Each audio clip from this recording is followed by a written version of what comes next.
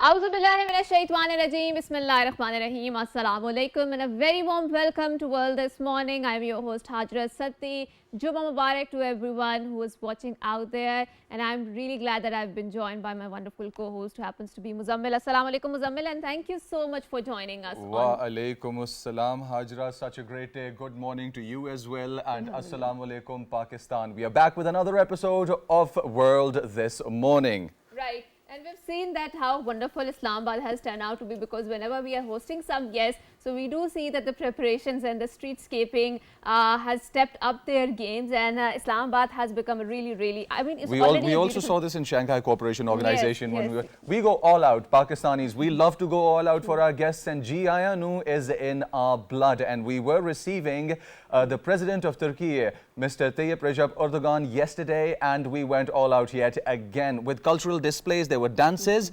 and music, and showcasing all of our talent from different backgrounds, from the different cultures that Pakistan is a melting pot of combined. And we signed 24 MOUs between Turkey and Pakistan yesterday. And the President of Turkey was received very warmly at the Prime Minister's house with a smartly turned out contingent of Pakistan Armed Forces who were there to receive him. He was presented with a guard of honor. He was presented with a salute, and a magnificent one. Let me tell you, Hajra, F-16s and JF Thunders all up, roaring in the air, presenting a salute to the delegation. We also saw federal ministers who were present at the moment. And I think we also in our office experienced the salute, or I don't know what do you call it, in the official parlance of the Air Force, the salute of towards the President Erdogan by Pakistan Air Force, and that was quite a show. So now we will move on to, so there was a two-day visit of President Erdogan. He has concluded his two-day visit to Prime Minister Shahbaz has bid farewell to President Recep Tayyip Erdogan at the Noor Khan Air Base. During his visit, President Erdogan met with Prime Minister Shahbaz Sharif and President Asif Ali Zardari to discuss enhancing bilateral relations, focusing on trade, economic cooperation and defense collaboration. And also what happened Pakistan was, has officially named the sector F8 and F9 interchange after the President of Turkey, Recep Tayyip Erdogan. And in order to further develop this conversation, because this is a very interesting visit, Pakistan and Turkey hold very deep-rooted ties, and these ties are, I think, way transcend the border states or the nation-state system that has been erected after the post-World War II. So in order to further develop this conversation, we are very glad that we have been joined by the former Ambassador Saab, Shahid KIANI. Assalamu alaikum, Shahid Saab, and thank you so much for joining us. Assalamu alaikum, sir. I'm honored to be on your show. Alhamdulillah, sir. So we've seen the President Erdogan was on a 3-day trip to the Southeast Asian nation after Malaysia, Indonesia. Pakistan was his third stop. So what do you have to say about it? Do you feel that there is some sort of multipolar world emerging where the Muslims civilization is the center of it, and maybe, you know, I don't know if I'm reading too much into the situation. Do you feel that this is a one polar order led by the Turkey, in which Pakistan is also part of it? First of all, let me say you were talking about the very warm welcome which was given to President Erdogan of Turkey, because this reflects the sentiments of the common man. You go on the streets of Pakistan, any part of Pakistan, two countries lie deep into the heart of Pakistani, China and Turkey. So when you see the warm welcome given to President Erdogan at the Noor Khan Air Base when he arrived, President and the Prime Minister were there, and the families were there to receive him.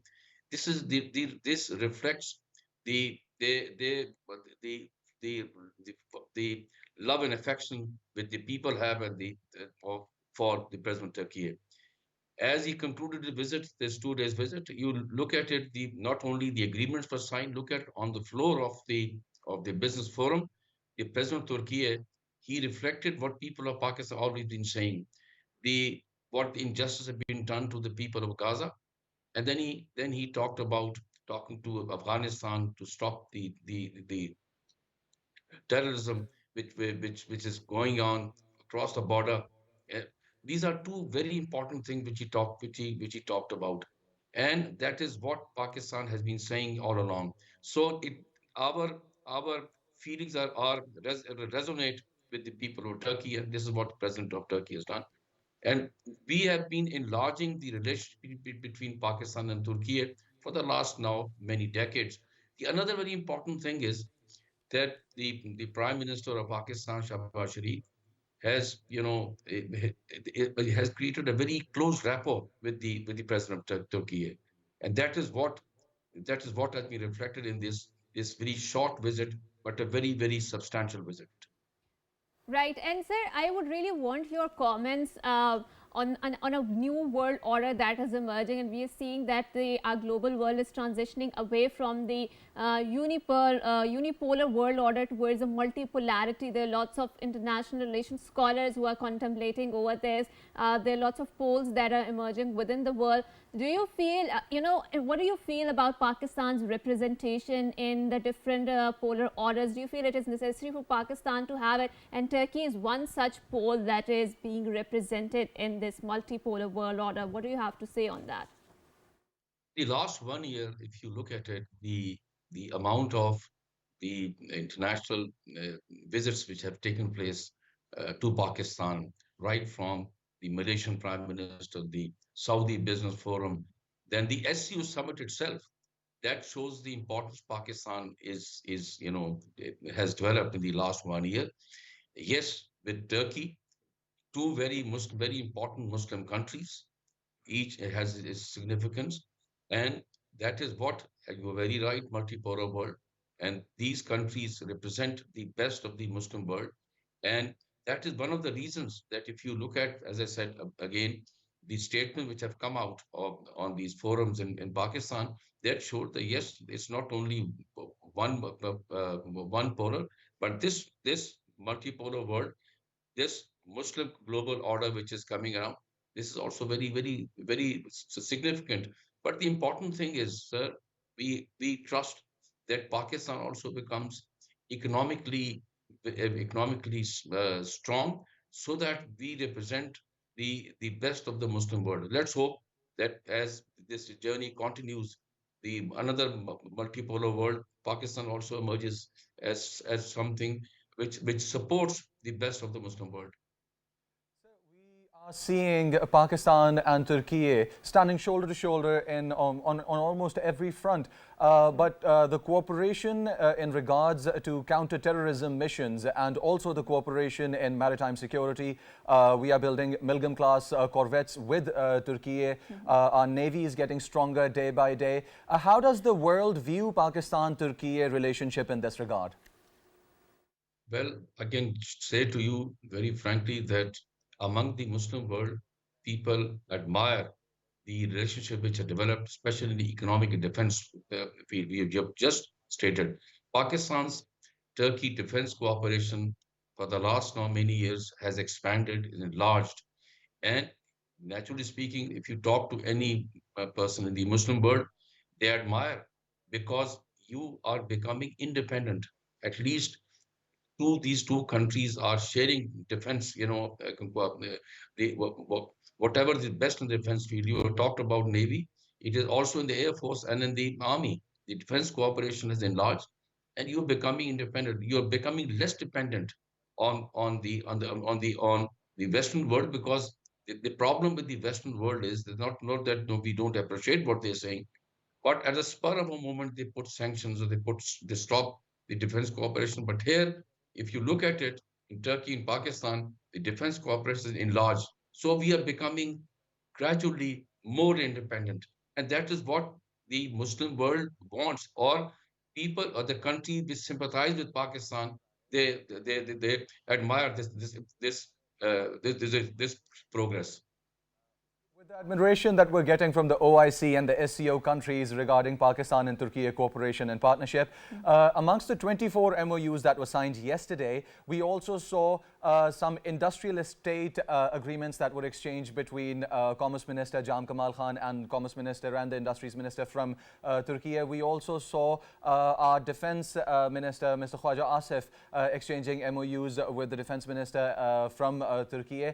So are we going to see these MOUs transpire into a near future reality? And also in terms of business, when these MOUs transpire, say for example, Turkey is pretty much much very interested in investing heavily into Pakistan's minerals and mining sector, and also Saudi Arabia is very interested on the other hand. We also saw Gentry Beach coming into Pakistan from America and showing his interest, and he was very much interested because he said that we will start some missions by next month, and this was last month that he said. So are we going to see these missions transpire into reality in the near future?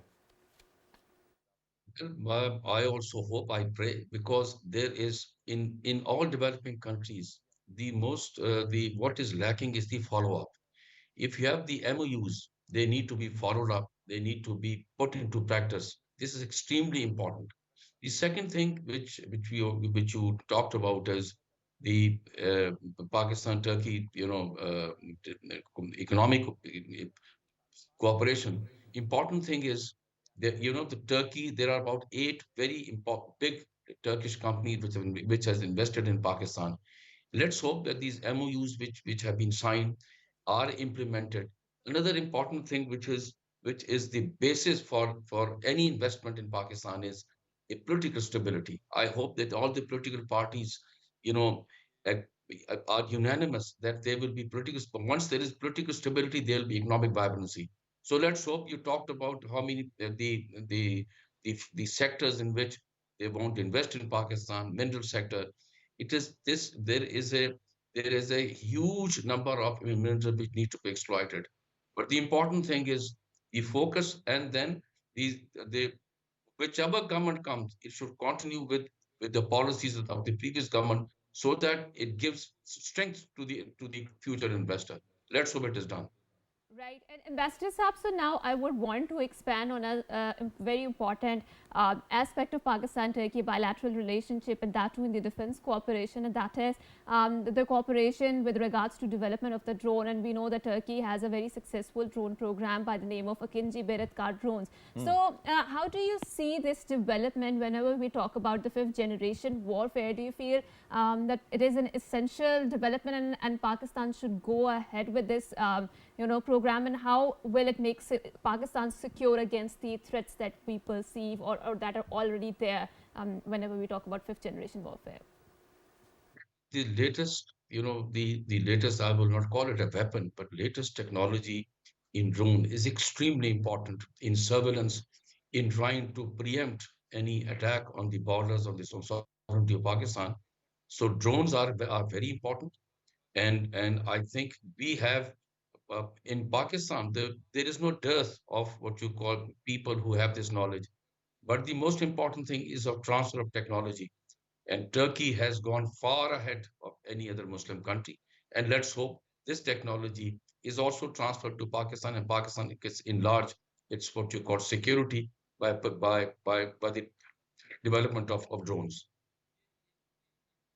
Thank you so much, Shahid Saab, for being here, for shedding the light on this very important visit, and for highlighting the importance that how much it is necessary for Pakistan and Turkey to collaborate in different fields. So now we will move on to another news, and it talks about that we are observing the death anniversary of Sardar Abdul Nishtar. The death anniversary of the great leader of Pakistan movement, Sardar Abdul Nishtar, is being observed today. He was born in Peshawar on 13th of June 1899. He was one of the most trusted and closest ally of Quaid-e-Azam Muhammad Ali Jinnah. He died on this day, 14th February 1958, due to a cardiac arrest, and was laid to rest in the courtyard of Quaid-e-Azam Mausoleum in Karachi. And Inna Lillahi wa Inna Ilaihi Raji'un. And at PTV World, we make sure that we remember those voices, those figures, those heroes who have contributed towards Pakistan, and we celebrate their existence and obviously their contribution towards our country in any way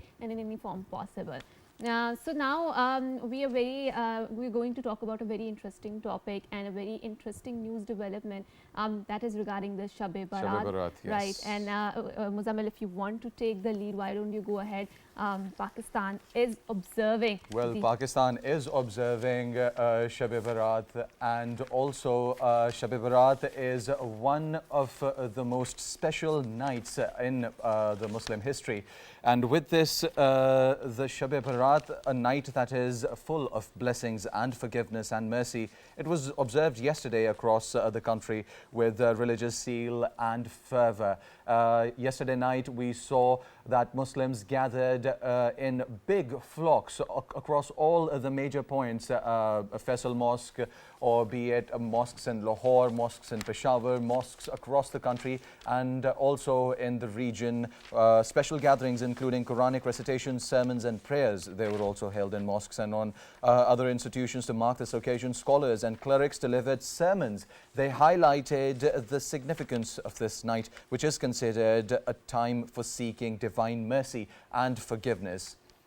Right, and I think it is also a reminder that Ramadan is just coming across and we need to prepare for a greater spirituality, and I don't think Definitely. so. Yes, and I generally feel we don't need to, for the Ramadan to feel more spiritual, because we can always feel spiritual because Allah lives inside us. Allah lives inside us. Yes, and moving forward, so government of Baluchistan is trying level best to promote the soft image of Pakistan, or the rather province, because world has not known yet about the positive side of it, and I can assure you Baluchistan has to offer such a wonders and treasures of the nature.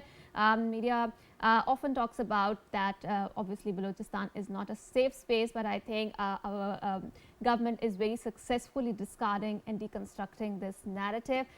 We are joined by the young and dynamic parliamentary secretary of the Baluchistan and the member National Assembly, Mir Nawabzada Maksi Saab. Hello and welcome to our show, sir.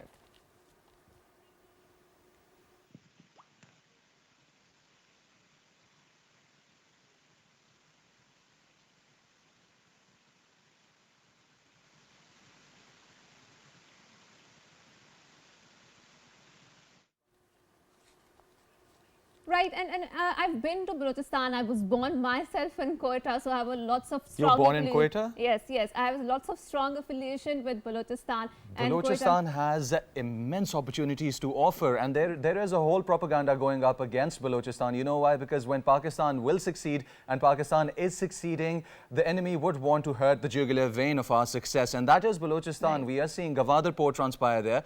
We are seeing Rikodek transpire there. There are immense opportunities in that part of the land. Right, and obviously we will once again go towards our guest. He happens to be a very young and dynamic parliamentary secretary of Baluchistan and member Baluchistan Assembly, Mr. Nawabzada Zareen Maksi. He has to talk about the immense opportunity that Baluchistan has to offer. So, Assalamu alaikum, sir, and welcome to our show. First of all, thank you for giving me the time. As I took charge of this culture and tourism ministry, I had one vision in mind, and that vision is to promote a softer, better, healthier image of Baluchistan within the province, on the national level, and to the international community as well. A lot of people don't either know or don't remember that Baluchistan, the people of Baluchistan, have a code of conduct. The Pashtuns have a code of conduct on Pashtunwali, and the Baloch people, the Baloch speaking people, have a code of conduct called Balochiyat.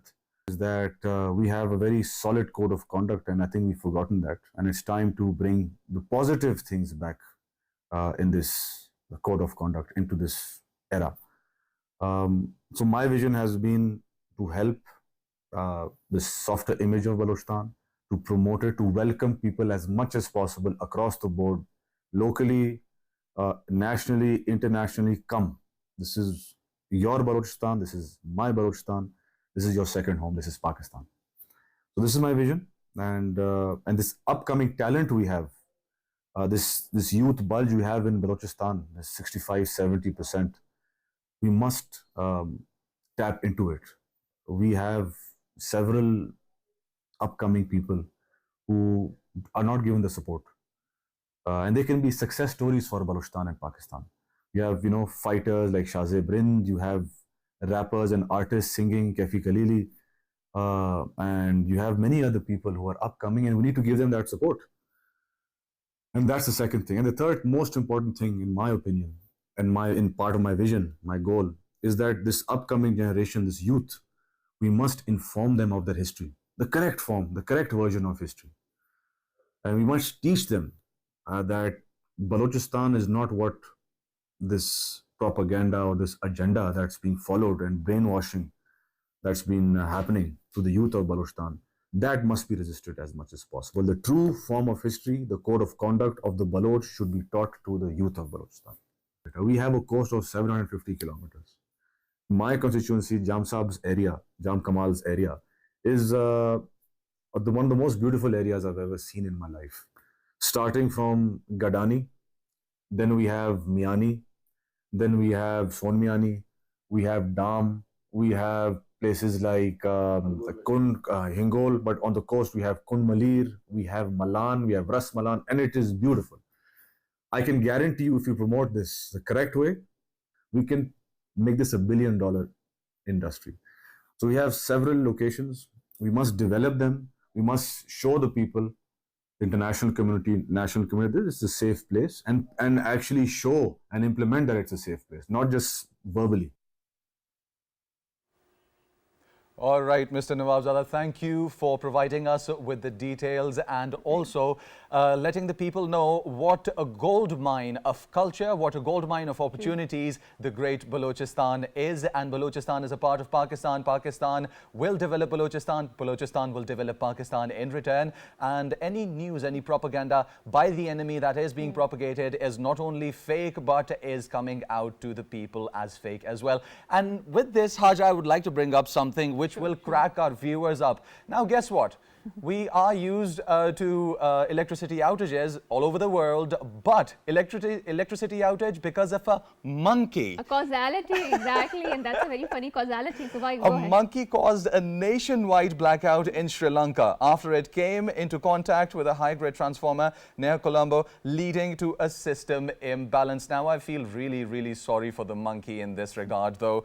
Talking to reporters, the country's energy minister, Mr. Kumara Jayakodi, blamed the monkey for causing the worst power breakdown affecting at least Ireland's 22 million residents. 22 million residents.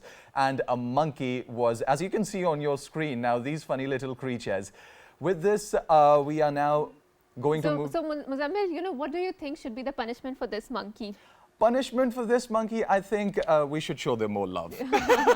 Funny little creatures. Okay. So that's an interesting way of putting it out there. But now we are going to shed light on the cricket because we see the cricket season is in the peak. And we also know that in Pakistan, the kind of emotions that we associate with the cricket, I think we elevated more from the status of a game towards something really, really deep and denser. So Pakistan is to face New Zealand in the Tri-Nation Series final. And we've seen that Pakistan has scored quite a win in their last match against South Africa, if I'm not wrong. So also in the test series before that as well. Exactly. So in order to further unfold this conversation on the cricket and what sort of performance we can expect from the Pakistan and who happens to be a more favorite team to clinch the title of the championship. I would like to talk about the historic chase that Pakistan accomplished yesterday. A 353-run chase that Pakistan accomplished yesterday. We saw our captain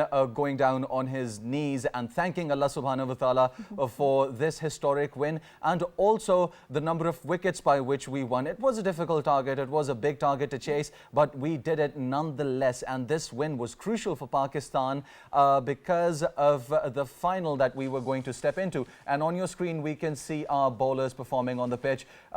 This was a good win, a great win. Pakistani cricket fans were very, very excited regarding this win. Jumping up onto the corner of their seats, our team had us on the toes for this win. We were up against South Africa. South Africa's Timber Bavuma earlier won the toss in this match against Pakistani captain Mohammad Rizwan, and they elected to bat first. But according to their wit, they were good at batting. Our bowlers showed who is who on the pitch. The bowlers did pretty well, but nonetheless, they scored 352 and we had to run chase the 353-run target. Now, this was a big target taking into account the ODI series and the ODI format. between Pakistan and South Africa, we have faced each other in the ODI series, this format, quite a few times. And between Pakistan and South Africa, Pakistan has faced South Africa in a total of 87 matches in the ODI format. Muzammil, I would really want to share a very interesting news with you, and that is that migratory birds flocks to lakes, wetlands in eastern Chinese city. Migratory birds have arrived in the Tongling city in eastern China's Anhui province after the Spring Festival holiday, which ended on the February 4th. The birds include swans, geese and spot-billed ducks flock to the city's lakes and wetlands to rest and forage. The golden glow on the water as the sun sets enhances the breathtaking sight of thousands of birds taking flight, transforming the place into a sanctuary for these seasonable travelers. And I do remember when I was growing up, there was a beautiful display of the flocks of birds. I remember in Quetta, because they used to migrate from the Russia and come to Baluchistan, specifically Pakistan. This happens in the seasonal change. Yes, this yes, happens yes, in the seasonal They just change. want to escape the very extreme cold of the Siberia, and then they want to come to the warmer places. And I think now it's a rarity. You don't see those flocks anymore. And I think our children are big time missing on these wealth and the treasures of the nature that we This is also being lost because of climate change and the effects of it as well. And since we're talking about water, let's talk about another news, a little mysterious, eerie news for our viewers. This is about scientists finding that whale song, whales, huge large animals inside of the waters, the deep waters, their languages share the same structure as human language structure. About the whales now, scientists have found that whale songs share structural patterns that are similar to human language. The study finds 8 years of humpback whale recordings from New Caledonia found that the rare sounds follow similar frequency and shortness of the patterns as human words. Sung only by males, these songs are complex and culturally passed down. Now, this was only found out recently that there are cultures and communities within the animal kingdom, and especially talking about the water animals. These are the whales, the fish, the large fish. The study published in the Science suggests that some basic traits of human language may also exist in other species. Right, wonderful. So now there's another very interesting news in which black sea devilfish makes a surprise appearance near the ocean surface. A rare deep sea creature called black devil was observed in the broad daylight near the surface of Tenerife, an island which is the part of the Canary Island. The black devilfish lives at the depth of 650 to 6,500 feet, where there is total darkness, and uses a glowing lure to hunt. The scientists are of the view that the creature's ascent was involuntary and was either due to the currents, illness or evasion from a predator. The fish survived only for a few hours and later sent for the study. That's a very interesting phenomena, and I feel that it has taken the internet by the storm because of the way it is floating, and I think the name is very interesting, Black Devil. I mean, the way its structure is, it's very interesting to see how. Subhanallah, very different looking fish, isn't it? Exactly. And from the deep waters, it is also said that this is the largest part of the sea is still not explored. Now, talking about the deep sea, Mariana Trench is the deepest point in the sea that has not been fully explored yet.